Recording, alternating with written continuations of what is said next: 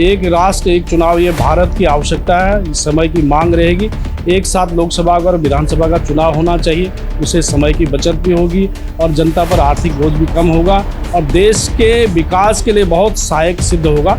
इन विषयों को लेकर हम यहाँ आए थे। और जो देश का ज्वलंत मुद्दा है, केंद्र सरकार ने पूर्व राष्ट्रपति रामनाथ कोविंद जी के नेतृत्व में एक समिति का गठन किया। इस देश के अंदर जो वर्तमान चुनाव प्रणाली में खामियां हैं और जिसके कारण कहीं न कहीं जनता को सफ़र करना पड़ता है, उससे छुटकारा मिले और उसकी जो सिफारिशें हैं रामनाथ कोविंद समिति की, उस सिफारिशों के बारे में हमने यहाँ बताया है कि देश में आने वाले समय में एक राष्ट्र एक चुनाव ये भारत की आवश्यकता है, इस समय की मांग रहेगी। एक साथ लोकसभा और विधानसभा का चुनाव होना चाहिए, उससे समय की बचत भी होगी और जनता पर आर्थिक बोझ भी कम होगा और देश के विकास के लिए बहुत सहायक सिद्ध होगा। इन विषयों को लेकर हम यहाँ आए थे और जनता से हमने बातचीत की। देखिए, जब देश का जनमानस इस विषय को समझेगा और इस विषय के समर्थन में आगे आएगा तो निश्चित रूप से मुझे लगता है कि संसद में ये विषय दोबारा आना है और जिसके बाद चर्चा के बाद ये कानून बनेगा। तो जनता की अवेयरनेस यदि रहती है तो निश्चित रूप से कानून बन करके हम सब लोगों के बीच में आएगा और चुनाव प्रणाली में ये अभूतपूर्व और अच्छा एक परिवर्तन दिखाई देगा। आज हम लोग धनौरी में थे, फिर यहाँ थे, यहाँ के बाद हरिद्वार है। ऐसे उत्तराखंड के सभी शहरों में, सभी विकास खंडों में, सभी तहसीलों में जा कर के हम समाज के बीच में जा कर के इस विषय को साझा करें। नहीं, विशाल तो ऐसा है कि ये कोई बड़े कार्यक्रम करने का कोई अभियान नहीं है। भारतीय जनता पार्टी आज हज़ारों की संख्या में कार्यक्रम कर सकती है। हमारे है कि हम जिन तक पहुंचना चाहते हैं वो लोग आने चाहिए। तो वो अच्छी संख्या में यहाँ थी, पूरा हॉल भरा हुआ था और कहीं ना कहीं वो समाज के प्रबुद्ध जन थे, उन्होंने विषय को अच्छी तरह से समझा है और उसका समर्थन भी मिला हम सब।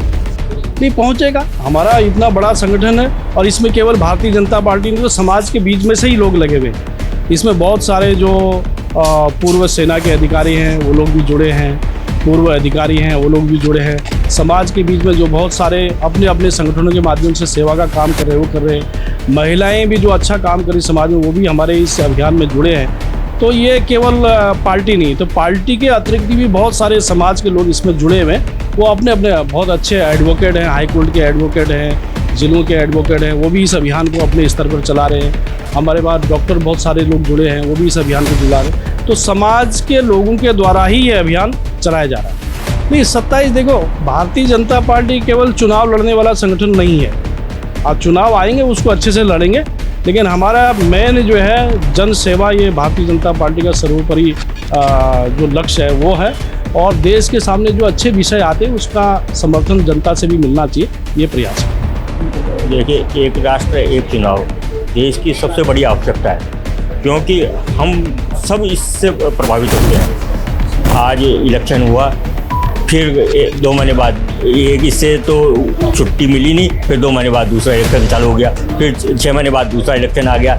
एक आचार संहिता ख़त्म नहीं होती है और फिर दूसरी आचार संहिता चालू हो जाती है। और सबसे बड़ी बात तो इससे हर आदमी, बच्चे से, अब हम ये सोचेंगे भाई बच्चों को इससे क्या फ़र्क पड़ता है, लेकिन वो भी प्रभावित होते हैं। शिक्षकों की ड्यूटी लग जाती है, आज यहाँ ड्यूटी लगी हुई है, कल दूसरे इलेक्शन में लग गई, तीसरे तो साल में जो है वो ये मान के चलिए 2 महीने तो इसी चीज़ में निकल जाते हैं। तो और आर्थिक बोझ सबसे ज़्यादा पड़ता है।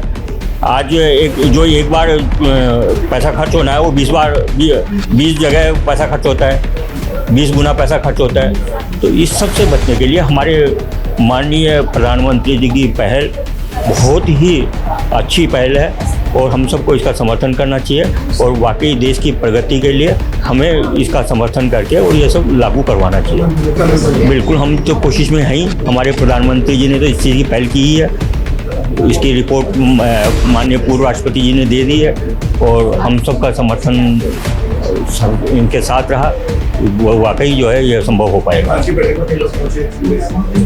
हाँ बिल्कुल, देखिए सबसे बड़ी बात तो कि अगर पूरे नगर को 40% प्रतिनिधित्व करते हैं और सब यहाँ मौजूद थे तो ये समझिए कि पूरे वर्ग का ही समर्थन को मिला है और मिलना भी चाहिए।